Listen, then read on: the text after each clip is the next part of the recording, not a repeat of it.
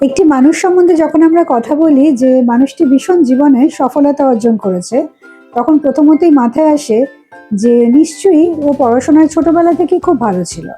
প্রত্যেকটি ক্লাসে খুব ভালো রেজাল্ট করেছে, বোর্ডসে খুব ভালো রেজাল্ট করেছে, তারপরে কম্পিটিটিভ এক্সামসে খুব ভালো রেজাল্ট করে কোনো জায়গায় ভালোভাবে সেটেল করে গিয়ে সফলতা অর্জন করেছে। সফলতা যদিও ডেফিনেশন নানান রকমের হয়, পড়াশোনা হচ্ছে নিশ্চয়ই সফলতার একটি অংশ। পড়াশোনা হলো নলেজ গ্যাদার করা, কিন্তু জীবনের পথে এই গ্যাদার করা নলেজ আপনি কিভাবে চালাবেন সেটি হচ্ছে সফলতা।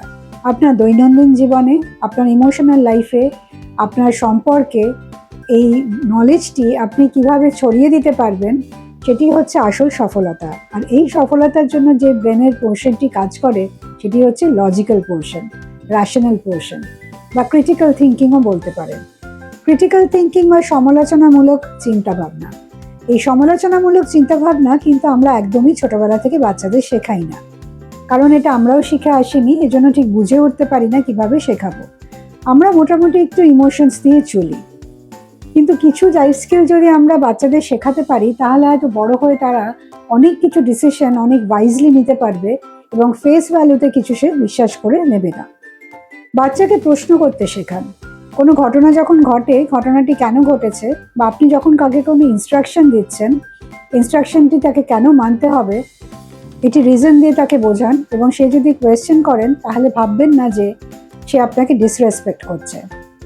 কোনো ঘটনা ঘটলে সেটা বিশ্বাস করার আগে চিন্তা করা যে সত্যি কি ঘটনাটি ঘটেছে, ঘটনাটির পেছনে এভিডেন্স বা রিজন খুঁজে বার করা।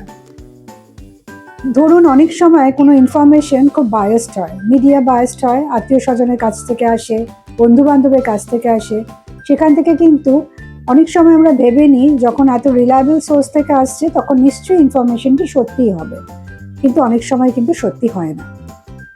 পিয়ার প্রেশারকে কোয়েশ্চেন করা। অ্যাডোলেসেন্সে বিশেষ করে বাচ্চারা একটি প্রবলেম খুব ফেস করে, সেটা হচ্ছে স্মোকিং, অ্যালকোহল কনজাম্পশন, বা আমাদের সবার গার্লফ্রেন্ড বয়ফ্রেন্ড আছে, তোর কেন নেই, এই প্রশ্নটিতে কিন্তু বাচ্চাদের খুব আঘাত করে এবং সে ভেবে নেয় যে সবার আছে মানে সেটাই ঠিক। এই জায়গাটাতেই কোয়েশ্চেন করে নিজেকে হিট করা যে সবার আছে বলেই কি আমার থাকতে হবে, না আমার নেই বলে আমি অন্যরকম।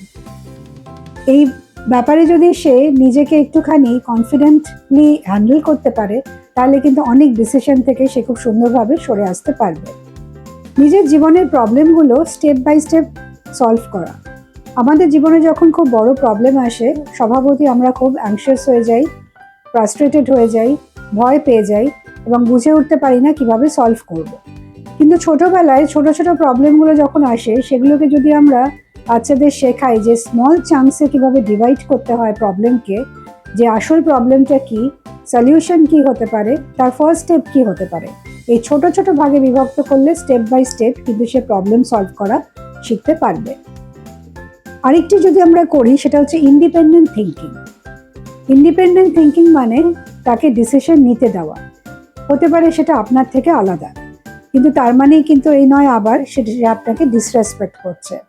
সে যদি ইন্ডিপেন্ডেন্টলি ডিসিশন নিতে পারে তাহলে বড় হয়ে সে যখন কোনো বড় বিপদের মুখে পড়বে তখন সে নিজেই কিন্তু ছোট ছোট স্মল চাঙ্কসে বিভক্ত করে নিজেই ডিসিশনটি সে নিতে পারবে।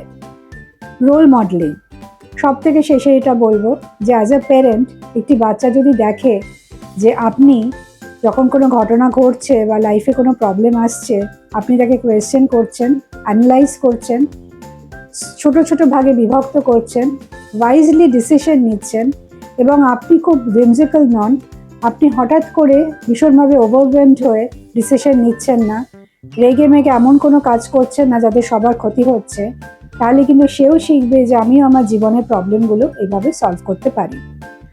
আমাদের তো যেটা বললাম যে পড়াশোনা কারিকুলামে তো এগুলো থাকে না, কিন্তু আনফর্চুনেটলি দেখা যায় যখন অ্যাকচুয়ালি বাচ্চারা বড় হয় এবং জীবনে অনেক কিছু ফেস করে তখন এই লজিক্যাল বা র্যাশনাল থিঙ্কিং বা ক্রিটিক্যালি সে ভাবতে পারে না বলে এমন কিছু ডিসিশন নিয়ে নেয় যেটা শুধুমাত্র তার জন্য নয়, মা বাবার জন্য ভীষণ ভীষণ পেইনফুল হয়ে যায়, সেটা কোনো মা বাবাই ডিজার্ভ করে না।